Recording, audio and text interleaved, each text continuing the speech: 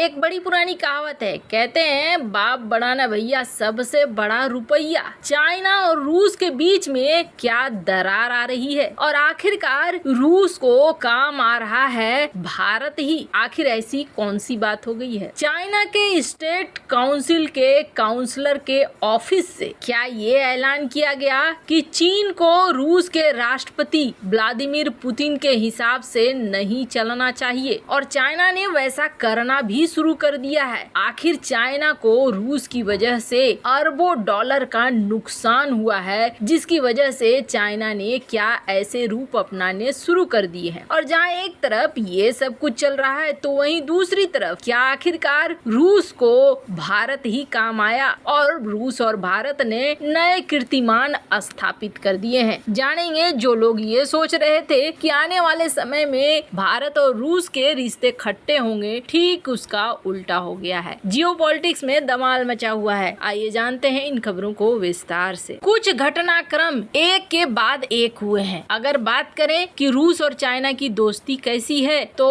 आप कहेंगे कि ये तो बहुत अच्छी है। ये राम बलराम वाली बात हो गई, जय वीरू वाली बात हो गई, क्योंकि ये हाल फिलहाल में युद्धाभ्यास करते हुए भी दिखे हैं। बात तो बिल्कुल सही है। हाल फिलहाल में ये साउथ चाइना सी में भी युद्धाभ्यास करते हुए दिखे, अलास्का में भी युद्धाभ्यास करते हुए दिखे, लेकिन दिखाने के दांत अलग हैं और खाने के दांत अलग हैं। जिस दोस्ती को कहा गया था नो लिमिट वाली दोस्ती, वो बदलती हुई दिख रही है। दोनों देशों के बीच किसी तरह का कोई गठबंधन नहीं है, फिर भी अब तक माना जाता था कि अमेरिका का अगर मुकाबला करना होगा ना तो दोनों देश साथ आ जाएंगे। चाइना माने या न माने, कहीं न कहीं रूस जरूर मानता था। रूस बहुत सारी चीजें भूल गया था। रूस और चाइना में 1969 में जंग हो चुका है और ये सोवियत संघ और चीन का समय था। उसके बाद चाइना अमेरिका की तरफ झुकता चला गया। 1971 में भारत की तरफ से रूस खड़ा था तो वहीं अमेरिका और चाइना पाकिस्तान की तरफ से खड़े होने के लिए सुगबुगा रहे थे। रूस ये भी भूल गया कि व्लादिवोस्तोक में किस तरीके से कब्जे के लिए चाइना अभी भी अपने आप को आगे रखा है। शायद रूस ने बहुत बड़ी गलती कर दी ये भरोसा करके। हाल ही में कुछ घटनाएं हुई। पहली घटना तो रूस कजाकिस्तान के बॉर्डर पर हुई। यहाँ पर 5 चीनी नागरिकों को रूस के अधिकारियों ने 4 घंटे की जांच के बाद भी उनके देश में दाखिल होने से बैन कर दिया। उनके वीजा को भी कैंसिल कर दिया गया। सिर्फ इतना ही नहीं, मॉस्को में चीनी दूतावास ने वीचैट पर एक पोस्ट लिखकर रूस पर हमला भी किया। 5 अगस्त को चीन की दूतावास की तरफ से लिखा गया। इस घटना में रूस की तरफ से क्रूर और अत्यधिक कानूनी प्रक्रियाओं से चीनी नागरिकों के हितों को गंभीर नुकसान पहुंचा है और अब तक हम नहीं जानते थे कि रूस ने क्या जवाब दिया। इस बात को मीडिया में कहीं भी जगह नहीं दी गई, लेकिन कहा जाता है रूस के विदेश मंत्रालय ने भी खुलकर कहा कि देखो, हमारी जो नीतियां है ना वो भेदभाव पूर्ण नहीं है। मतलब हम जो नीतियों का पालन करते हैं वो बिल्कुल सबके लिए समान करते हैं। रूसी विदेश मंत्रालय ने ये कहा था कि 5 चीनी नागरिकों के वीजा को इसलिए कैंसिल किया गया कि जो डेस्टिनेशन, जो जगह उन्होंने बताई वो ओरिजिनल से अलग था। अब देखिए रूस ने जो किया उसके बदले में चाइना ने क्या क्या करना शुरू कर दिया। सऊदी अरब ने जब यूक्रेन मामले में मीटिंग रखी तो रूस को नहीं बुलाया, लेकिन उस मीटिंग में चाइना पहुंच गया और चाइना ने यूक्रेन की तारीफ की और कहा कि इससे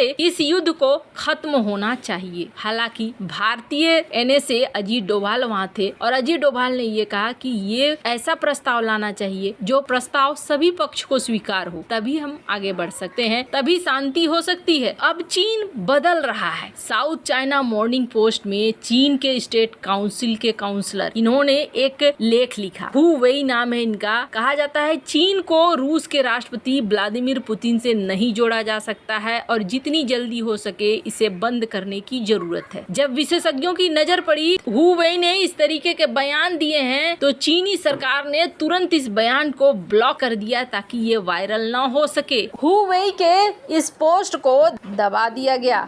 लेकिन कहा जा रहा है कि चाइना अब बदल रहा है। चाइना इसलिए बदल रहा है क्योंकि चाइना को अरबों डॉलर का नुकसान हो रहा है रूस यूक्रेन के इस युद्ध से भी। चीन के कई एक्सपर्ट ये मानते हैं कि यूक्रेन की जंग में चीन की हालत बहुत बुरी हो रही। फॉरेन अफेयर्स के साल 2022 के एक आर्टिकल में चीन की सिंघुआ यूनिवर्सिटी के प्रोफेसर यान जुएटांग का कहना है कि यूक्रेन में रूस के युद्ध ने चीन के लिए एक रणनीतिक संकट पैदा कर दिया है और इस लड़ाई ने अरबों डॉलर चीनी व्यापार को रोक दिया है। पूर्वी एशिया में तनाव बढ़ा है, लोग रूस समर्थक और रूस विरोधी खेमे में बट गए हैं। चीन के भीतर ही राजनीतिक ध्रुवीकरण और गहरा होता जा रहा है। यही वजह है कि दुनिया के देश ये सोच रहे हैं कि चाइना और रूस एक ही थाली में हैं, जिसकी वजह से इनके व्यापार को भी ब्लॉक कर रहे हैं। खैर, अकेला रूस के साथ खड़ा होना अब टेंशन दे रहा है चाइना को। जहाँ एक तरफ ये सब कुछ हो रहा है तो वहीं दूसरी तरफ आखिरकार रूस को भारत ही काम आया है। जिस तरीके के हालात हैं, रूस के साथ जल्दी व्यापार कोई नहीं करना चाहेगा, इतना ज्यादा प्रतिबंध ही लगा हुआ है। पर इसके बावजूद रूस ने सऊदी अरब के कहने पर भारत को नखरे दिखाने शुरू किए और भारत को ये कह दिया कि हम डिस्काउंट में तेल तुम्हें नहीं देंगे। अब एक बड़ी प्रॉब्लम ये थी कि रूस करता क्या, भारत के बहुत सारे रुपए जमा हो रहे थे और उन रुपयों को खर्च कहाँ किया जाए रूस को समझ में नहीं आ रहा था। अंत में यही उपाय निकला कि रूस ने भारत के ही बॉन्ड खरीदने शुरू कर दिए, भारत में ही निवेश करना शुरू कर दिया। लेकिन ये कोई उत्तर नहीं था और व्यवहारिक समाधान नहीं था लंबे समय के लिए। तो अब भारत के साथ इंजीनियरिंग उत्पाद खरीदने शुरू कर दिए हैं, इंजीनियरिंग प्रोडक्ट खरीदने शुरू कर दिए हैं रूस ने। और रूस ने इस बार ताबड़तोड़ इंजीनियरिंग प्रोडक्ट खरीदा है। और सबसे मजे की बात क्या है, अमेरिका ने खरीदना कम कर दिया है जबकि रूस ने खरीदना